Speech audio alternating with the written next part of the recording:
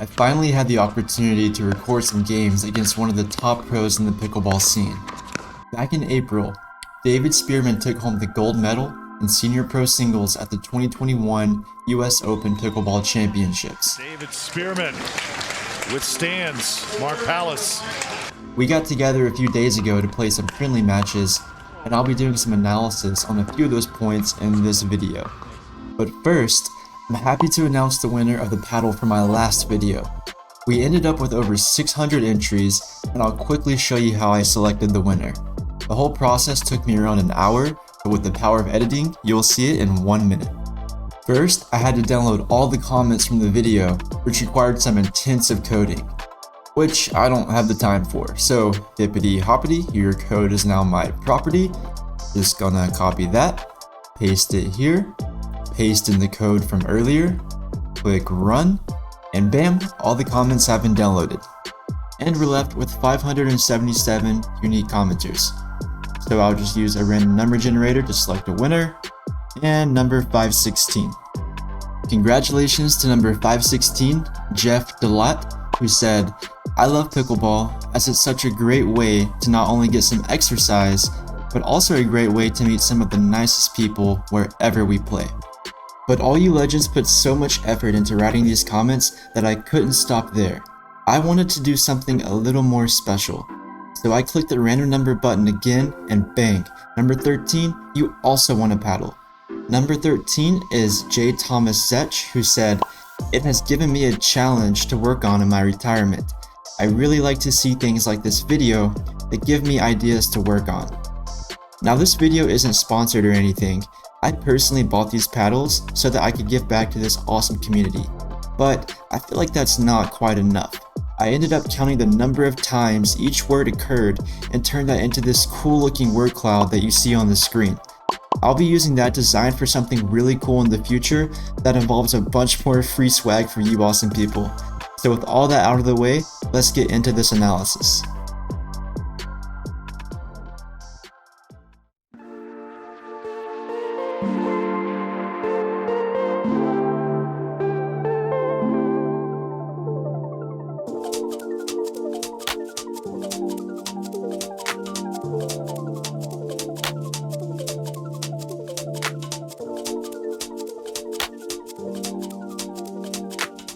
Okay, so this is one of the very first points of the game.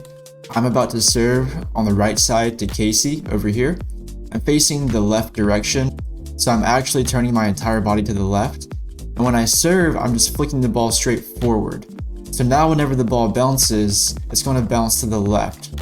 So right here, ball's about to bounce to the left. Casey's walking around it to get a nice forehand slice probably, but the ball skips away from him and he just can't quite reach it. Okay, here we are just a couple points later. Once again, I'm serving to Casey. I flick the ball the exact same direction, and this time he's reading the ball much better. So you can see he wraps around it, waits for the ball to get to its highest point, and then hits a very nice return.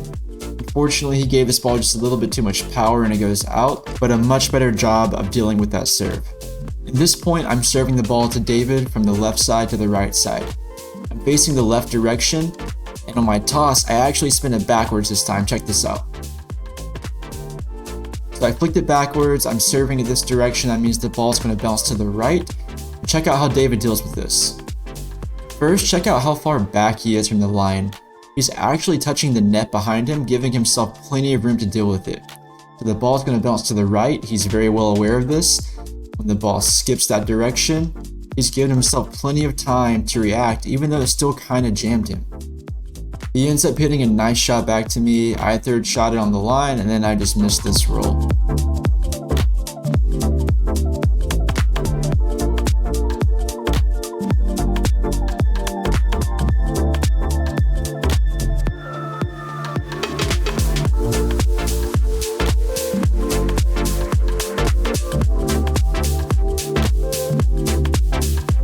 So once again, I'm serving to David here. I'm facing to the left and I flick it forward, but the ball gets away from me. So really simple, just grab the ball, take a couple steps back, and now we just hit a normal serve. He returns it, and then I hit a nice drop, and right here I see that Casey is kind of off balance, hitting this ball super low. So I take this opportunity to storm in and take this ball out of the air, drive it back at them, generate some offense. Casey's hands were really good, he gets it back. I recover, hit a little lifting back to the left-hand corner, and then play continues with some dinks before I think Casey finally hits it into the net.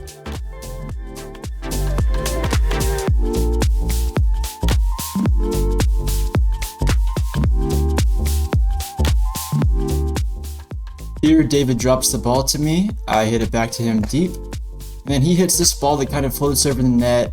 I try to take off. You can see I take off my left foot here, trying to place my right foot across the line. Right, we call this an Ernie, as I'm sure pretty much everyone knows. But here I hit it with my backhand, and I hit it cross court. So what happens is I end up off the court. David's now approaching the net, and Kenny here is left in a pretty bad situation where he has to cover the line, and I'm going to be completely off the court here. I think a much better play here is to take this with my forehand and drive it at Casey, so at least then Kenny can slide over and help cover me. But anyways, I hit it to David, and he just wasn't quite ready for it. It was my first one of the day, and hits it into the net.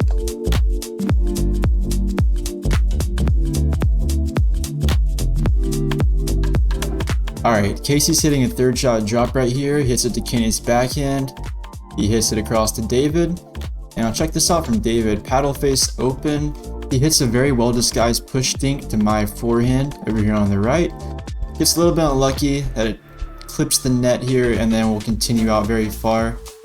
Now Tyson McGuffin told me this very good piece of advice, never force an ATP, and I applied that right here.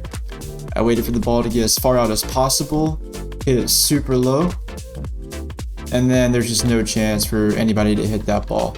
Now the mistake that Casey made here is trying to defend an ATP by coming at me. It's very unlikely you're ever going to hit this ball, and it's actually more likely that I hit you while you're out of bounds. The better play would have been to back up whenever you see me pushing out to the right here, out wide, about to hit an ATP. If you back up, you give yourself time to maybe get that ball back in if I hit it at this corner.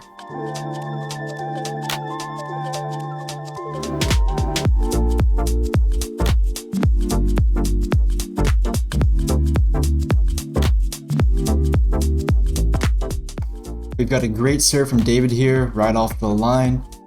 Now I looked back, saw Kenny was coming up to the line very easily, so I don't have to cover that much in the middle here.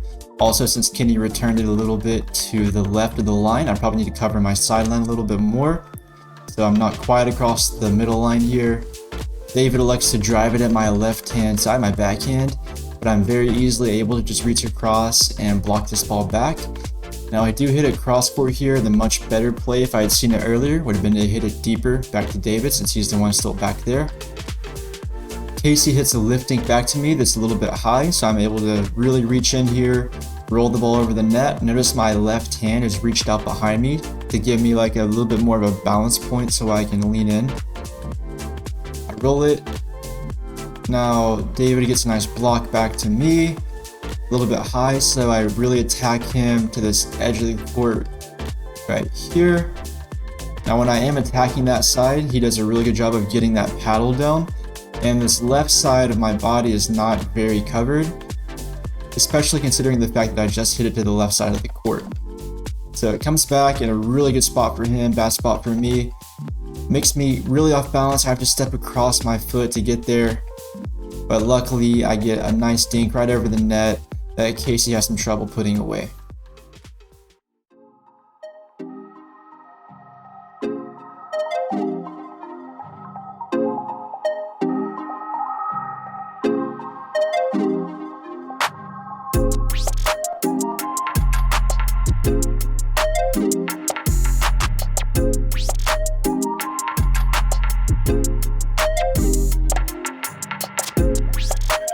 I'm serving again to Casey. I'm facing the left direction and I'm flicking it forward, so the ball is going to bounce to the left.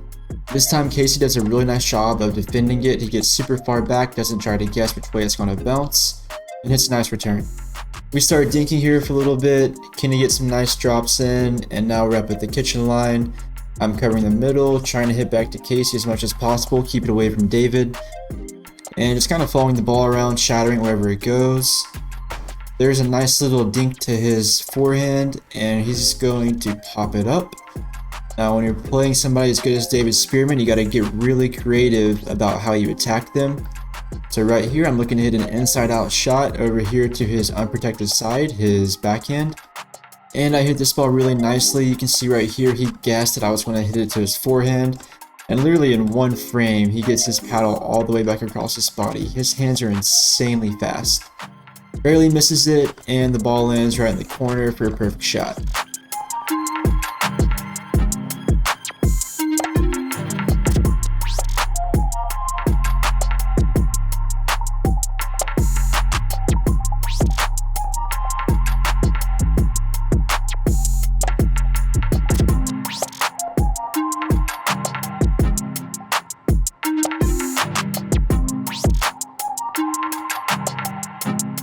And for the last 2 points of this video, I want to show some love to the genius that is David Spearman.